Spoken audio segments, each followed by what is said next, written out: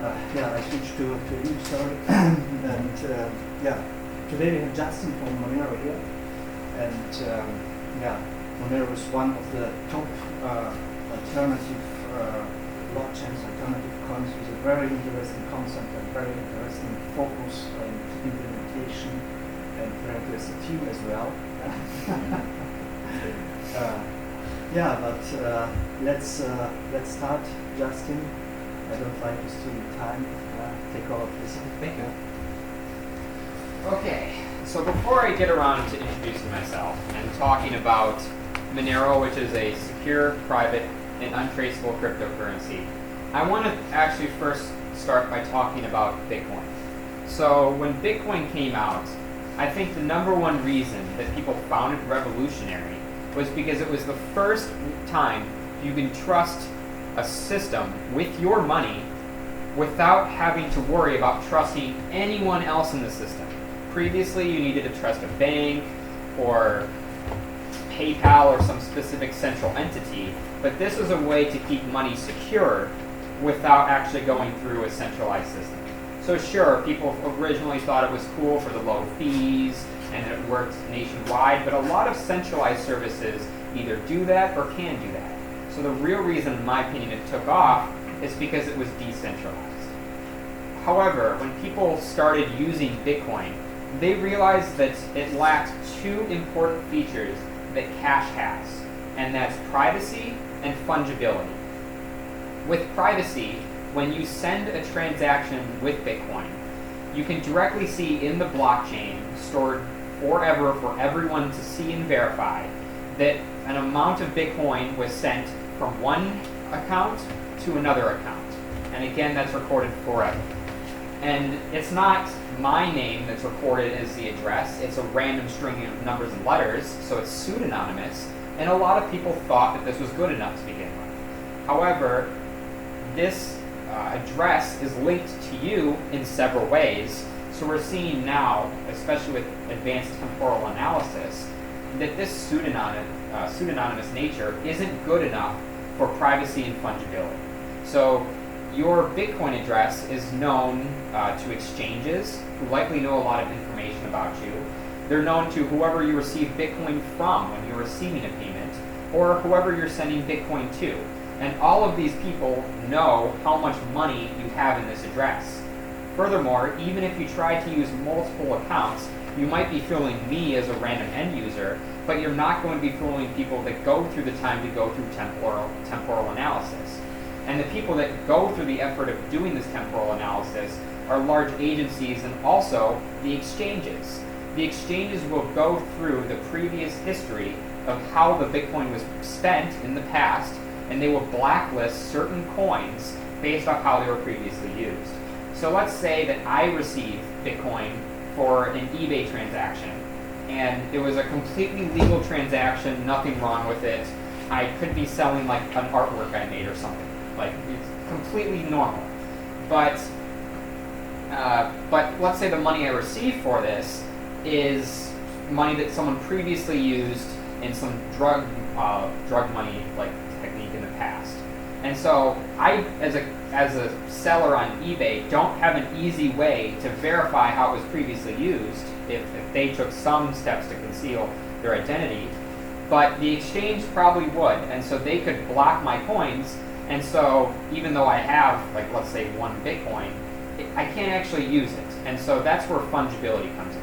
Fungibility is just the property of money that one note of one value is worth the same as another. So the 10 euro note you have in your wallet is worth the same that I have in my wallet, assuming they're not counterfeit, right?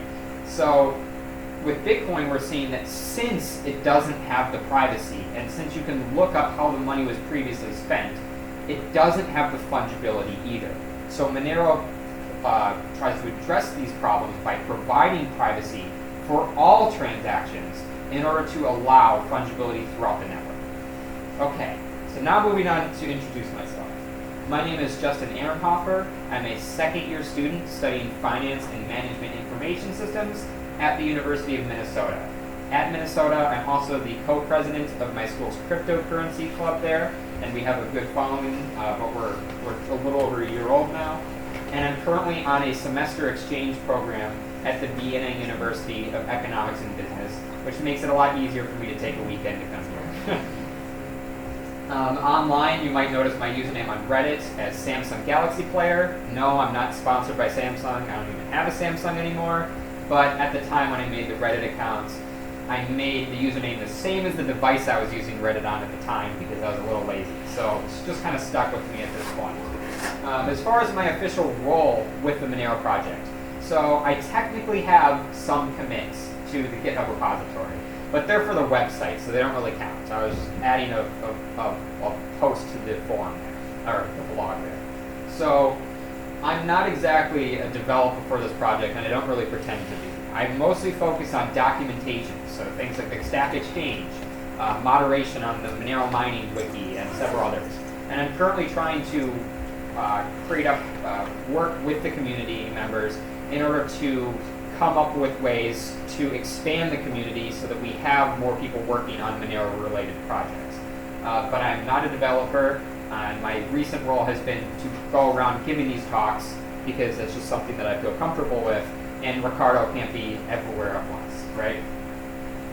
So, when people understood that Bitcoin wasn't really private enough for what they wanted to do, at least just on the protocol level, they said, okay, we already have this strong system here, has a strong network of miners, let's add something to it to make it private. At least that was their idea. And so they came up with the ideas of coin join through mixing and tumbling. You may have heard some of these terms before. And the idea is you would use a centralized system for, you can see there it looks like a mixer, right? So it's a centralized server that several people take their Bitcoin and they send it to the centralized system.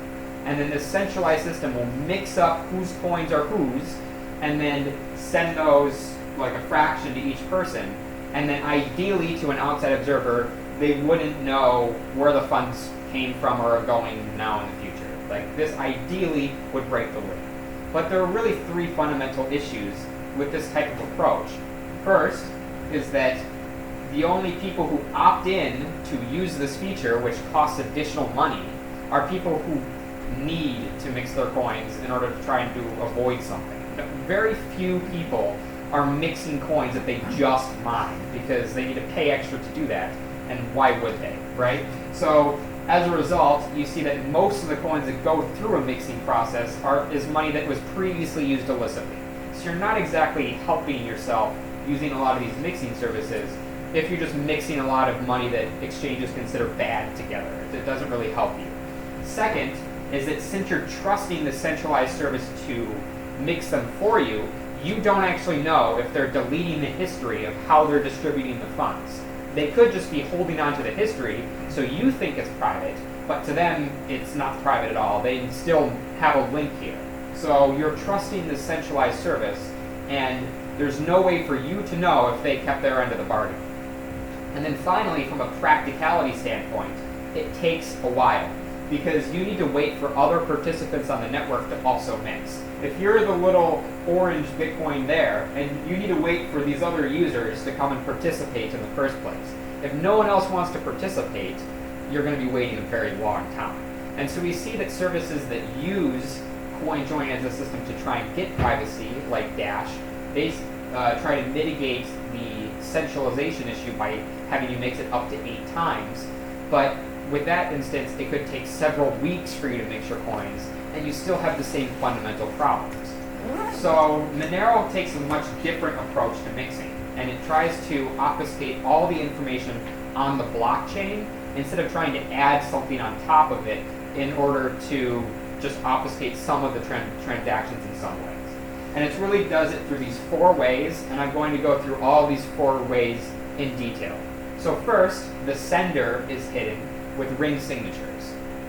An improvement as of January of this year to ring signatures also hides the transaction amount with ring confidential transactions. This is an adaptation of Gregory Maxwell's confidential transactions for Bitcoin to work with the ring signatures in Monero. The transaction broadcast is currently not hidden, but people are working on an I2P integration with Kavri, and I'll get into that more in detail because that's one of the coolest projects I think that's happening with Monero. And And then finally, the receiver is hidden through the use of stealth addresses. So let's start by jumping directly into the ring signatures.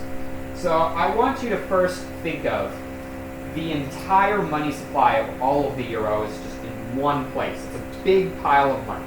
And as you know, this money is divided into different denominations. You have your 10, 20, 50 euro notes. Monero is basically the same way. You have all of your Monero stored in the ledger, and it's divided into different outputs of certain value.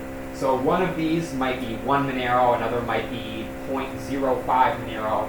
It would really vary on all the inputs, and most of them will probably all be different. And I want you to consider this red one here as one that you control. It's as if it showed up in your wallet balance, or if you had like euros in your pocket. This is one that you have.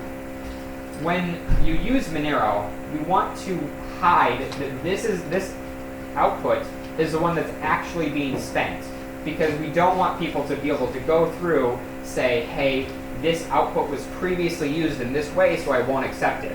We want to make it so that people don't know which output they're accepting. And so how do you do this? That's where the ring signatures come into play. So instead of just making it seem like you're spending your input, you also make it appear as if you're spending other inputs as well. So in this case, I had the wallet software simulate selecting 5 other inputs in blue. And so these are ones that you don't control. Someone else in the world has control over these, but you don't.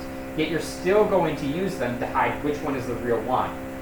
So how that goes into the ring signature, you start off again with your own. Your wallet software will select the others.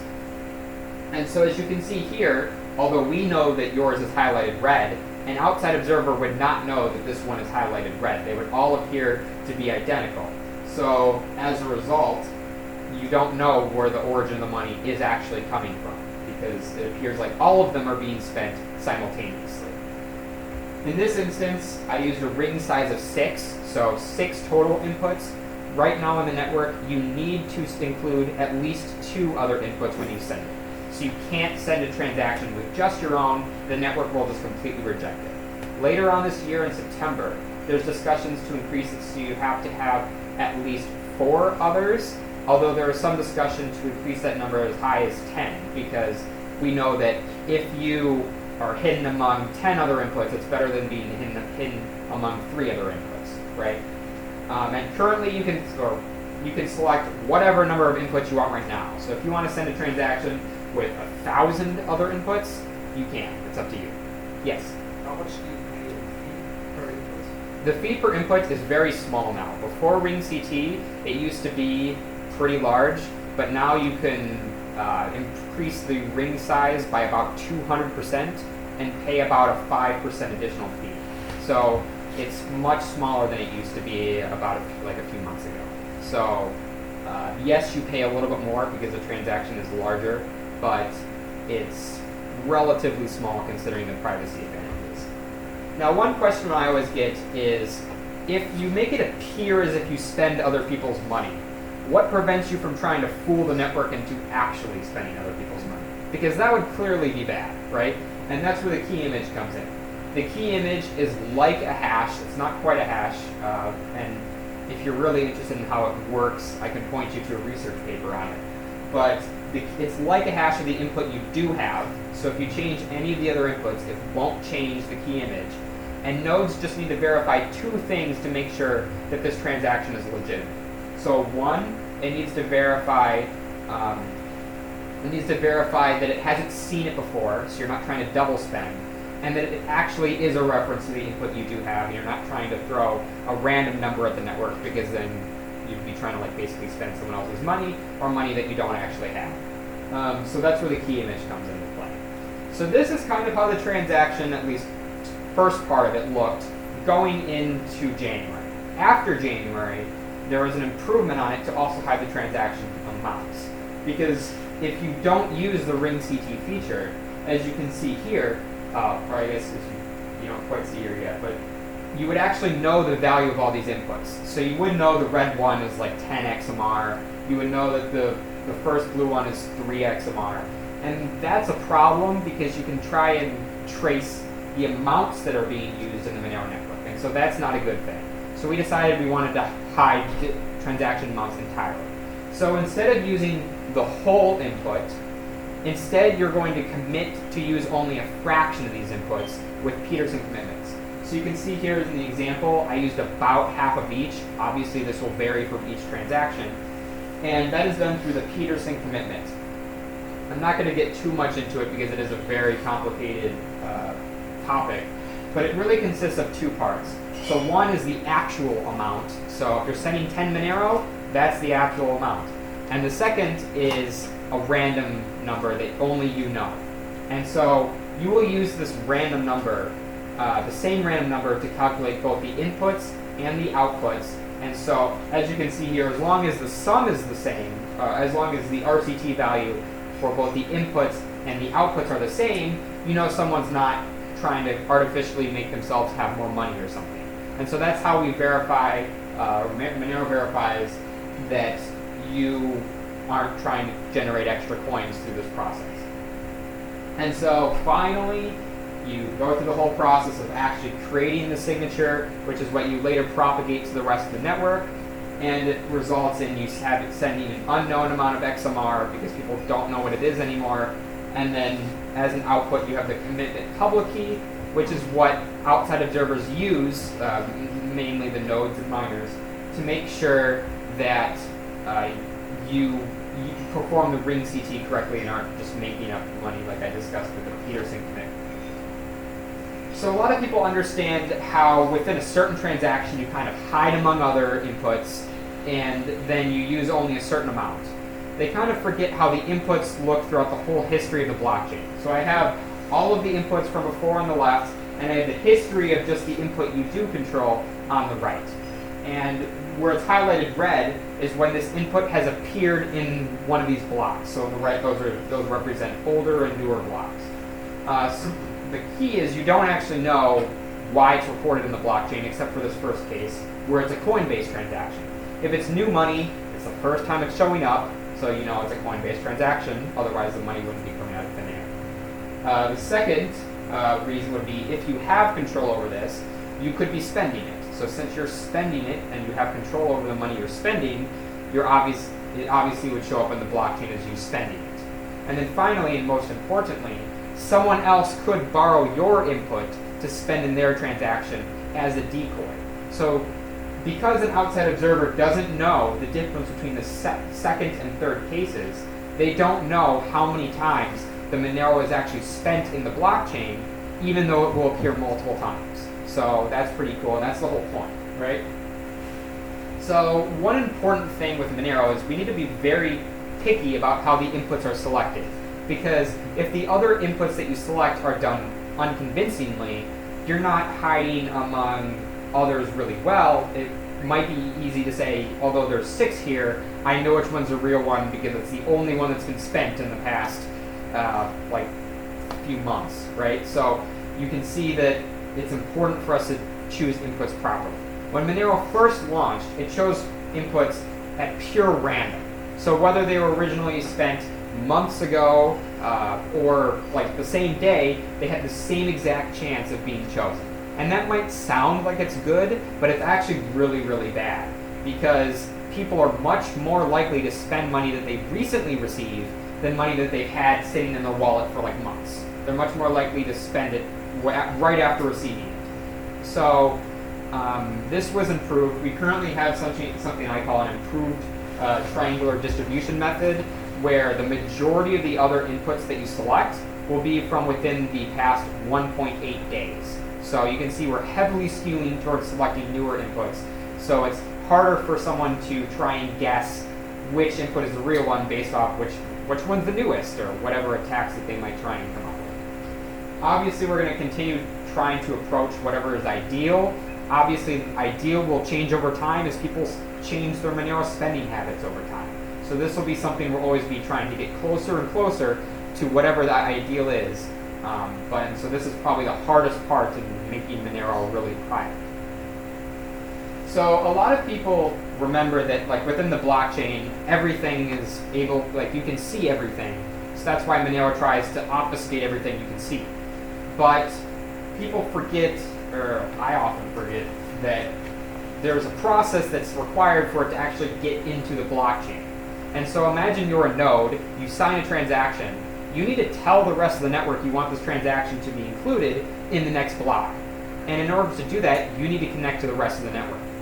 The network might be logging what IP they get this transaction request from. And so this attack isn't always perfect. They don't know that the node they receive it from is actually the real origin. But if an attacker is running multiple nodes, they can get a pretty good idea that, hey, this node is the real one that the transaction likely came from. And so they don't know anything else about the transaction. They don't know what money you're spending, who you're spending it to, or how much you're spending. But they might say, hey, this transaction is associated with this person. And so they might come to your house, say, give us your private key because we think that you made this transaction, and try and threaten you. And so that's not a good thing. And so you can see here that as the origin node, you connected to a logging node, and you don't know which of these nodes are logging. There's no way for you to know. And as a result, the logging node gets the IP address. And so that's obviously not a good thing. So what we're working on now, we have many contributors working on a Kavri project. So how many of you have heard of I2P before? It's more than average, actually. So and how many of you have heard of Tor before?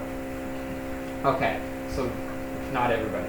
So I2P is very similar to Tor. There are definitely some differences in how it works, but you can kind of think of similar anonymity properties for Tor with what we're doing with I2P. If you want, we can talk later about what technically is different about them. But we're going to put all of the transaction broadcast information through this I2P network. So instead of them knowing the origin IP, like the real IP that they come from, they instead get a meaningless, disposable I2P address that has nothing to do with your actual identity or real IP address. So you can't prevent the logging nodes from logging, like you can't prevent an attacker from looking at the blockchain.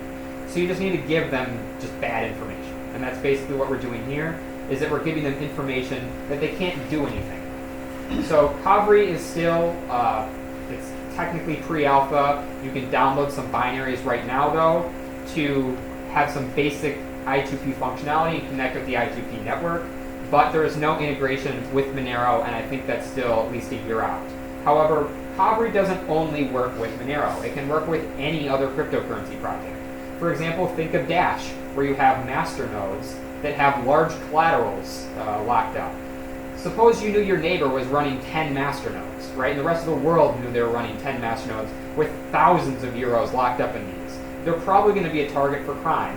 And so it's important for someone to use the system, or at least have an option of using a system like I2P to conceal their node's identity so they don't put themselves at risk.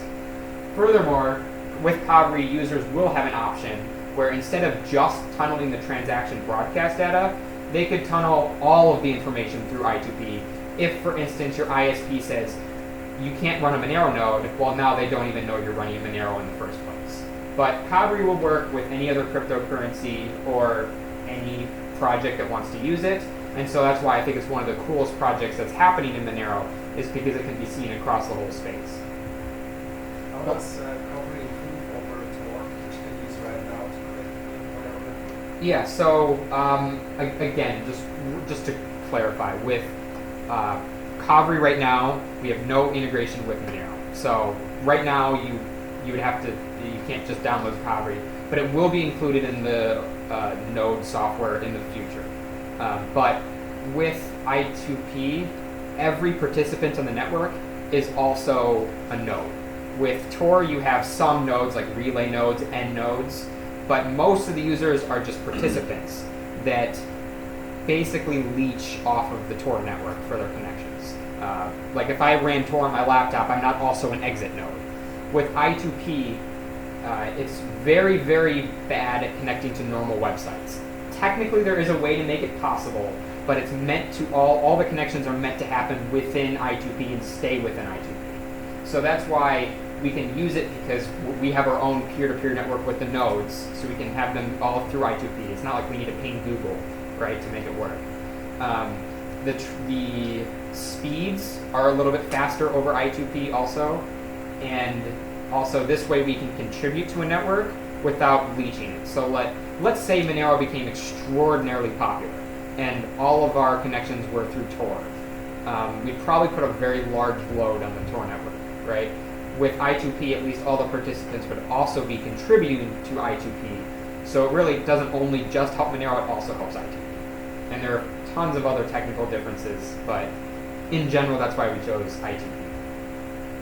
So, stealth addresses. This is where Monero hides where the money is going to. We start with the same inputs as before, an unknown amount for a ring CT transaction, or if you're one of the 0.005% of people that are not using ring CT, you would still know the amount that's being sent.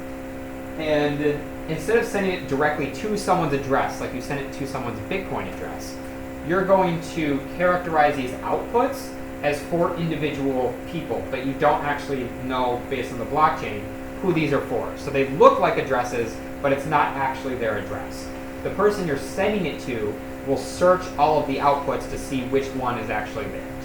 So you can see here, we send them to 6 different outputs, for instance, and you might be wondering why they're 2 different colors. That's because the red ones are going to the recipient, but the blue ones are coming back to the receiver as change.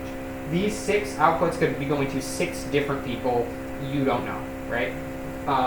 And this is how we break up large change. So let's say you have a 10 Monero input, but you only want to send 1 to someone. You use the 10 input, you send 1 to the person, and send 9 back to yourself. That's how we divide up large inputs. But you can see here that you don't actually, these aren't the addresses, and they'll never show up ever again on the blockchain. So this way, you don't know where the money is going to. So just to summarize, we have an ambiguous origin of the funds, an unknown amount of each of these inputs being used, leading to an unknown amount being sent in the transaction, and then finally going to an unknown address or unknown receiver. So you can see that throughout all of the information stored on the blockchain here, it's all obfuscated in some way. And it's not just something that's obfuscated for some of the transactions, it's obfuscated for all of the transactions. And so I'm going to talk about why in the Monero community, we're very insistent that all transactions have to be private by mandate, or else it doesn't really matter. And part of this is based on our own history. So we've always tried to be a cryptocurrency that has a focus on privacy, but a little over a year ago, there was no requirement that you had to include other inputs in your ring signature. So everyone would know the origin of the funds that you were spending. And 2/3 of people that sent transactions did not use any other inputs. They just used their own. And so that was a big problem for 2 reasons. One, obviously those individual transactions are not private, or at least as private as they could be. And so that's not a good idea, especially if someone's doing that by accident, because then it's recorded forever. And 2, if no one is borrowing each other's inputs, it's less convincing for you to say, hey, I might not have spent this, maybe someone else did, if in reality no one else is. So that's why it's important for everyone on the network to be doing it, so you don't really stick out, at least within the network. On the right-hand side, I have a different coin there, which offers potentially greater untraceability, but only the red proportion of funds are held privately. And so I'm terrified that an inexperienced user is going to download the Jax wallet, use this coin thinking they're using it privately when they aren't. And we're seeing that very few of the people actually are. So that's why we think it's really important for any network that all the transactions are private by mandate, not some opt-in system. So just moving on to a brief history of Monero now. It was launched in April 2014 by someone named Thankful for Today. We don't know who this person is.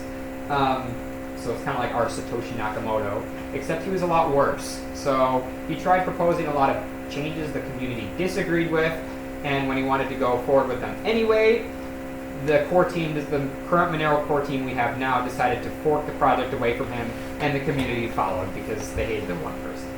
And Monero is based off the CryptoNote reference code. It's not based off Bitcoin directly.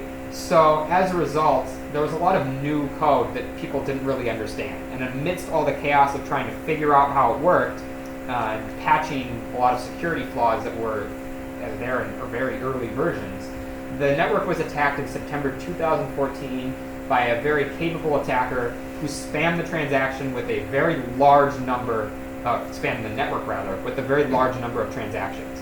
And at the time exploited a bug, which again obviously doesn't exist anymore, in order to force a hard fork. So no one to our knowledge lost funds because of this, but it was kind of the pivotal turning point in Monero's history where basically all of the resources that the developers had was focused on, was shifted from things like the graphical interface or anything with usability directly to security, privacy, security and privacy. So as a result, not too much seems to have happened between September 2014 and March 2016, but the Monero Research Lab published several papers about how Monero can improve the privacy and security of the network. The database was switched to LMDB, so it no longer needed to be stored in RAM, which we knew that it's bad to store the entire blockchain in RAM because that doesn't scale. At least the hard drive, you have a little bit more space, right? And so a lot of those background changes that weren't really flashy were going on within the development community. Finally, in March 2016, that was a very important month because that's when Monero said that all transactions have to be private and include other inputs when you send them. So you can no longer just send your own because the network will just reject it. And that was obviously very important.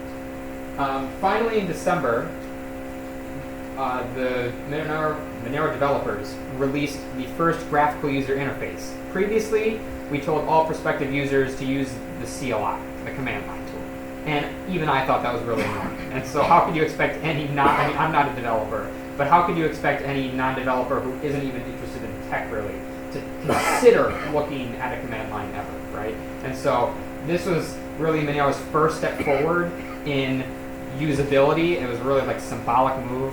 Now we're finally on the second beta, and we're expected to be out of beta and into like a more finalized release for the graphical interface by the end of this year. And then finally, RingCT was enabled on the network in January 2017, which closed the largest privacy leak until this point. And I think now our largest current one is with Kavri, where the transaction information is still revealed to the network. So this is kind of what the infamous GUI looks like. So there's obviously a lot of work that went into it.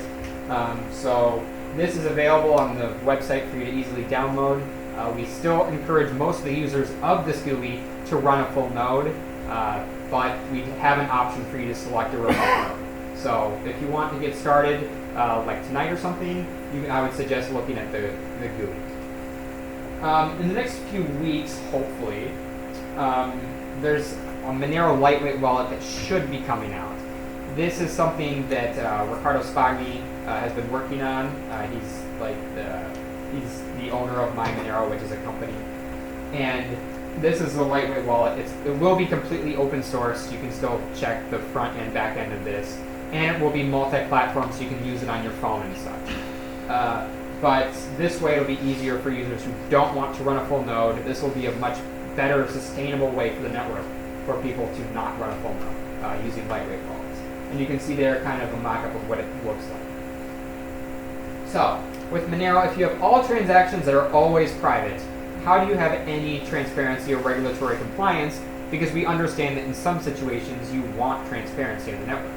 And so that's where the view key comes in. I'm not going to get into the cryptography behind it because I'll bore everybody, but it's just this specific key you can give to someone, either for individual transactions or your entire account, and it reveals the incoming transaction information for, again, either the account or just the one transaction. You can give this to selected parties. So you can give this to your best friend, and hopefully only they know as long as they don't share it. Or you can put it on your Facebook or website for everyone to see. That's your choice. The most explained use for this are for charities. So consider the Monero project.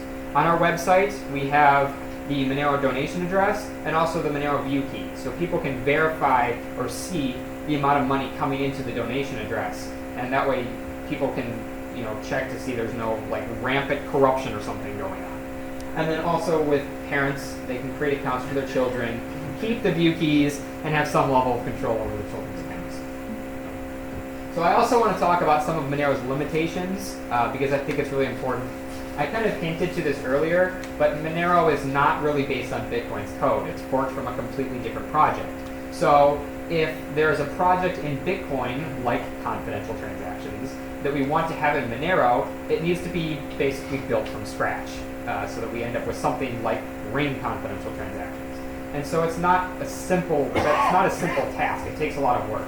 And it also takes a lot of work for exchanges and wallet providers, because they can't make a few tweaks to something they already support with Bitcoin. They basically need to start over. And for a lot of these smaller companies, it's kind of a non-starter, at least right now, right? So as a result, we don't have any hardware wallets that support Monero. Ledger is currently evaluating right now whether they can or not. Key told me months ago they would like to, but they, to my knowledge, have made no progress. And Trezor wants us to write the code for them to include it in their Trezor. So right now we're still kind of far away from hardware wallet. You can still store Monero safely with with cold storage or paper wallet generated offline, but there's no convenient way to really store it safely, like very safe. Right now, the easiest way is with Compute, and that's as safe as however your computer is. And then on the right, we don't have a mobile wallet that looks like that. Again, I hope we will have one soon, but since it is, given the nature of open source projects, we don't really have determined release dates for these. They're released whenever they're done. So right now, if you wanted to use it on your phone and you tried to search for Monero wallet, you're going to come across Free Wallet, which stores your private keys. And so this means they could lose your money at any point. And furthermore, it completely defeats the purpose of using Monero in the first place if they can trace how you're using it. So I highly suggest people don't do that. Instead, just use a web wallet. It's not as secure or as private as like an ideal mobile wallet, but at least it's more secure than your other alternative options. But right now, most users are probably tied to the computer. So, ongoing development, I want to talk about some of the easier things to visualize. So the first one is multi-sig. Right now, if you're spending Monero with a merchant and you give them Monero with the hope that they'll give you something, the merchant might just run away with your Monero and never give you what you actually bought. And so that's not ideal for adoption. With multi-sig, you can basically throw an arbitrator in between that can hold the funds in the meantime and only release them if you actually get what you bought. And so that's important for increasing adoption of Monero, and also adoption into exchanges like BitSquare or renamed to BISC. Sub-addresses. Right now, if you publish your Monero address on your website, and also your super underground DJ website that you want to keep separate, you're creating a link between yourself. And the way to avoid that now is just to create two different accounts. But we understand that's not ideal, especially if you want to have them all go to the same place. So sub-addresses will allow you to post addresses in different places that people aren't able to link to each other, but still go to the overall main account you would think of. And I have Bitcoin, right? I create a new public key to address for the setting. Yeah. That's not what you can do with Monero? You just have one private key, one address? We have two private keys and two public keys, actually. Okay. But with the current implementation, you have one address. Oh. Most of the work has been done for sub-addresses. So right now it's in the testing and implementation phase, but the core work has been mostly done. We also did the work for disposable addresses, which is very similar, but a different way of approaching the problem. And we decided sub-addresses are better because it's harder for an attacker to be annoying. Could it use as well stealth addresses? So stealth addresses impact how you send money to someone. You're still sending it to the same address. It's just that outside observers don't know what that address is. Does that make sense? So that's how stealth addresses work. You're sending money to the same address, but other people don't know what address you're sending it to. With sub-addresses, you might, if you're expecting to receive Monero, you might give a different sub-address to different people. It's a different address to each person, and they will still end up in the same amount. So you would still be protected with stealth addresses. You would use, in that case, both stealth addresses and sub-addresses. And so an example of a subaddress being used, let's say you're using Shapeshift, and they have this return Monero address field, just put a subaddress in there, and that way they don't know what your actual account is, but you can still receive money if there's problems. And since, given the nature of ring signatures, the only identity that they know of you is your IP address, which you can conceal too. Third, translations. The community has worked really hard to update the wallet software, but to give you an idea of how not into this we are, Germany is one of the most densely used regions of using Monero, or countries of using Monero, and these were just kind of worked on this year, and we're several years old as a project. So we're definitely behind on translations. Like I said, we've recently kind of started to catch up with the wallet, but as far as documentation, like how anything works, how anything about Monero works or anything, it's all in English. So if you want to make a real impact later, just make a simple guide, like how to use Monero in German or Russian or whatever you're familiar with. And then I think that would have the potential to help a lot of users out. Fourth, I mentioned this earlier, the lightweight wallet that's being worked on. I don't want to talk too much about that one again. Website redesign. So the Monero website isn't really terrible, but it's pretty bad. And so someone's been working for the past few months on a website redesign. They redesigned the Kavri website. They're using the same framework for the Get Monero website, so it's done. It's just that we're re-updating all of our English information for it, and then we need to translate all that information into all the other languages too. So there's a lot of work to be done in the coming months on the website. And then finally, ring CT optimizations. Transactions with Monero are larger than Bitcoin transactions. They're a lot larger.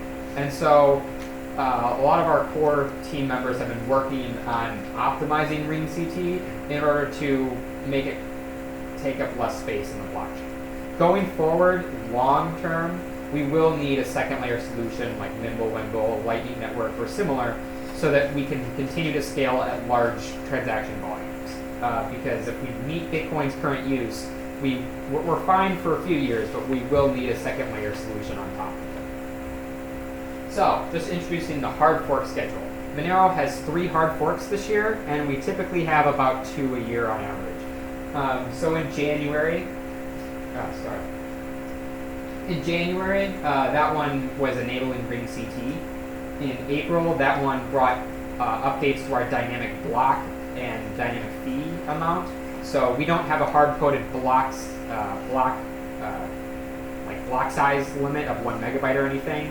And our fees aren't hard-coded either. Instead, they adjust based off supply and demand. So if a lot of people start using Monero for a while, it'll eventually will increase the block size too. And if people stop using it, it will decrease over time also.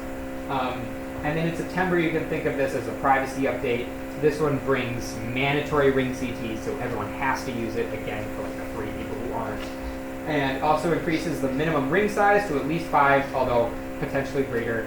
And then the ones not in bold are ones that aren't tied to this release, but I expect it to be around this time, in addition to other stuff I didn't have room to list out. But Fluffy Blocks has a weird name, but the idea is that the nodes already receive a copy of the mempool. Why do you need to resync the block if, across the whole network, if they already have most of the information from that block in the mempool? So this way they just verify the block, and if they already have the information in the mempool, they don't need to basically double sync the data like we do now.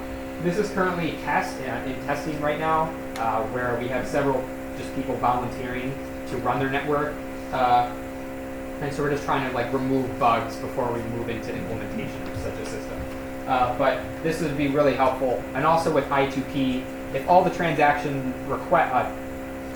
broadcasts are done through I2P, and we don't need to resync also over the block data.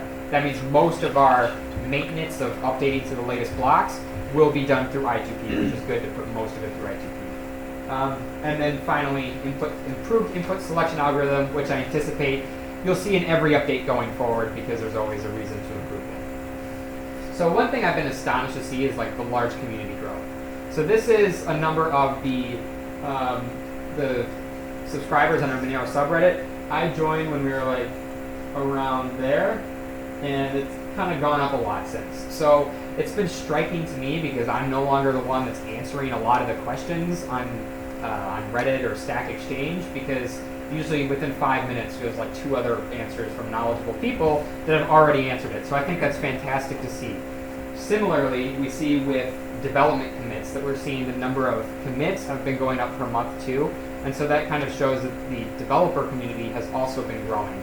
And so really cool to see that. Okay, so that's all I have for me about the formal presentation. Our official website is getmonero.org, so if I interested you in any way, I really encourage you to go there. Subreddit, as I explained earlier, is Monero. We also have similar ones for price or like trading or mining or whatever you're interested in. We have a good technical community on Stack Exchange. So if you like really want to know how RingCT works, like go to the Stack Exchange site. And then finally, my email address, in case you want to talk to me specifically for some reason, in case you didn't get enough of me here, that's my email address. Okay, so thank you again for taking the time. I hope you're able to learn something like that.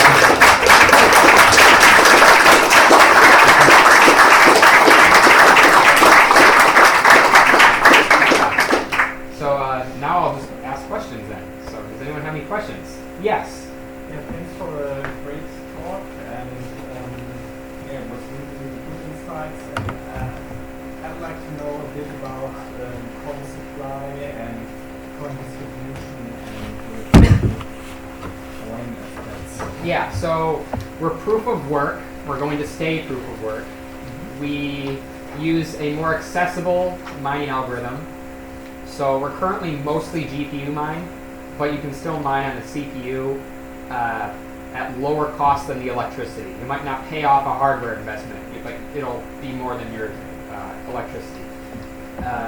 And we're committed to staying ASIC resistant, as we say. So if ASICs become predominant, we'll switch to a different system. As far as the coin supply, so it kind of looks like BrootX. So instead of changing at certain points, it gradually decreases every single block. And there will be about 17.4 million Monero, very small amount, but only 17, million Monero generated within by the next 2 years, so including the previous generation. And then at that point, there will be a perpetual inflation of 0.3 Monero per minute forever. So less than 1% inflation, but will continue. That way, miners aren't incentivized only by fees. There's always some black. Any other things you want with coin-related fundamentals? Yeah, maybe the initial distribution or how the project funded. Okay, so Monero was launched fairly, no pre-mine, no instant mine. It started from zero. It was pre-announced, and it was launched as it was supposed to be. There is no official amount of the block. So right now, all of the block reward goes to the miner, and will and always has been that way. So there is no official community fund or anything set aside. It's all done through donations. One way that we've found that's been very successful so far is through our website with a form funding system. It's similar to like a GoFundMe, but with Monero. So you can pitch a project with certain milestones, and people first decide whether this is something the community wants. If people generally agree, then it can be moved on to receive funding, and then it receives donations just from whoever wants to donate to the project. And so far, I would say every single project that has moved on has received donations in this way. So for instance, I created my own form funding system proposal for some of the first talks I did about Monero in Zagreb, Athens, and Rome, and donors reimbursed the travel costs for some of those. So it's, even for things that aren't necessarily correlated to the project, it still could be something that the forum funding system can be used for. And so I know that people often say, like, oh, it's a tragedy of the commons, but we've just seen the opposite of that so far. So I think that's really cool. Yeah, so most of the developers work for free. Those that don't use a forum funding system. Yes? You just change the format. You say if Essex With comes along, consensus. you just do a hard fork and then you Yeah, well, Everybody- with Monero right now, our approach is let's just hard fork. So When we get larger, that'll be harder because there will be more contention. But we have voiced several times that we have the intent of committing to such a proof of work. So at least that won't be the roadblock if there is one going. So everybody's just following the developer team and what they say is really executable in the community at the moment. Yeah, so they'll go through consensus. Like with Ring CT, there was a long discussion about whether we should add it because it increased transaction size and cost, but very few people were against it because it really, built our core of maintaining privacy or improving the privacy. So if there's no consensus, then then someone's just going to fork the project away. So we don't really want to do that. We're proof of work. So ultimately, whatever the miners say, right? So if the core team proposes something that no one wants, ultimately it's up to the miners. Yeah. Yeah, thanks for your talk. I think it was excellent. I think I'll get you in. I think you mischaracterized privacy in Bitcoin a little bit, and you know better, I think, because of course there are ways to decentralize mixing in Bitcoin, and I think they're not as bad. Are you like the Tumblebit or something? Tumblebit, CoinJoin, Lightning. Well, with CoinJoin, you still have the trusted server. It's not trusted. That's exactly what Dash uses as CoinJoin. You have the trusted. I'm not talking about Dash, just Bitcoin. You can have. Dash uses CoinJoin. Okay. I don't know anything Yeah. about So Dash. yes, there are methods that people take to help protect their privacy in Bitcoin. They might purchase their Bitcoin from someone physically in cash. They might mix their coins several times. They might use decentralized exchanges like BitSquare that don't need information about the user. So there are definitely ways people can improve their privacy with Bitcoin, except it comes at a greater cost, and since not too many other users are doing this, it makes you stand out a little bit when you're trying to go through all those processes. I didn't want to actually ask about that. Okay. So you mentioned that there needs to be some optimizing going into ACT. Definitely. What is currently the state of the Monero blockchain? Are blocks always full? How do blocks adapt to that? How costly is it to use Monero? Yeah, so right now a typical transaction with medium priority with Ring CT costs about 13 cents. And we have an option for you to use a low transaction priority, which is a quarter of that, although most people use just the normal default. However, there's a several day window for adjusting the block size. So we can't just have transaction volume increase in 1 hour and then like by the end of the day it's already like triple whatever it was, right? So it takes several days in order for it to actually grow, and it is capped at a certain growth rate. I don't specifically know what it is, but it's not going to double in a week, right? It's going to be a relatively slow growth. This adjustment is done based on how full the blocks are. Correct. Based off exactly. And so right now, I think about 15% of our blocks are empty within the past year. So there's definitely some room, and the miners are penalized for actually increasing the block size. So that way they don't just artificially do it, right?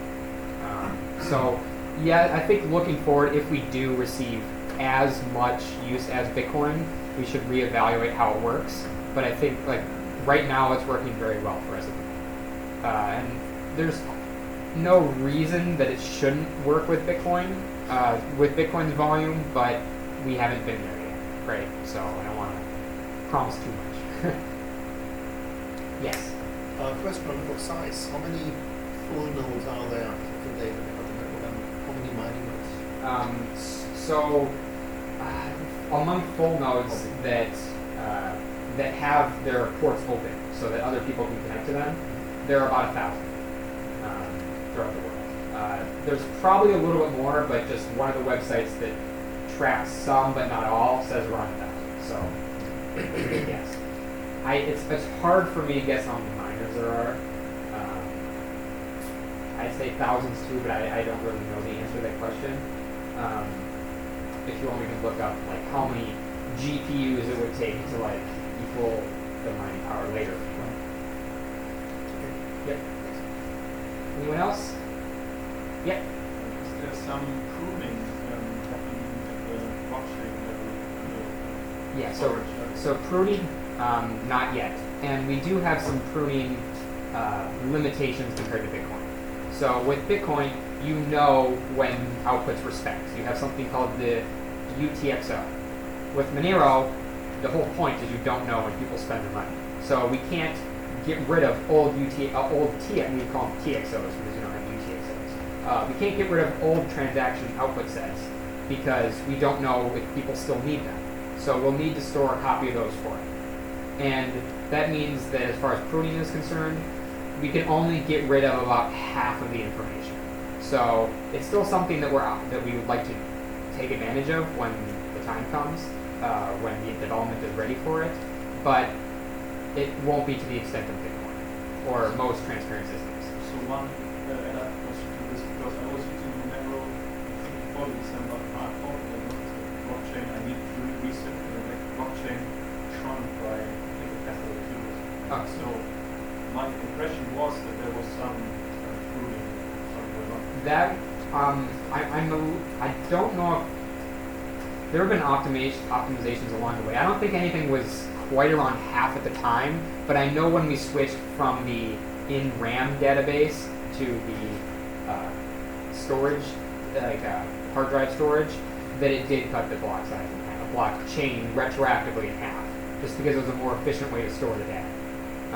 And that's actually one of the things we're proudest about Monero, is because the person who makes this data system is heavily involved in our project. It's LMDD, and he's around it all the time. So it's great that we have like direct support from someone who writes this stuff. Who is this? No, it's Howard Shue. Yeah. HYC. Okay, anything else, or should I put you all out of your misery?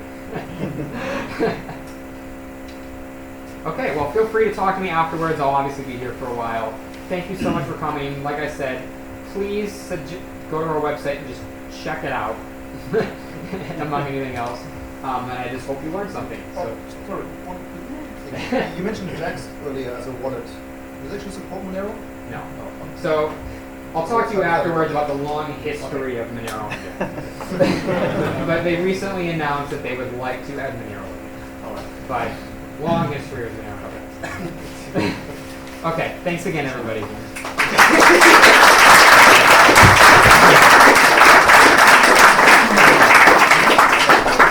Justin, thank you very much for such interesting talk and a lot of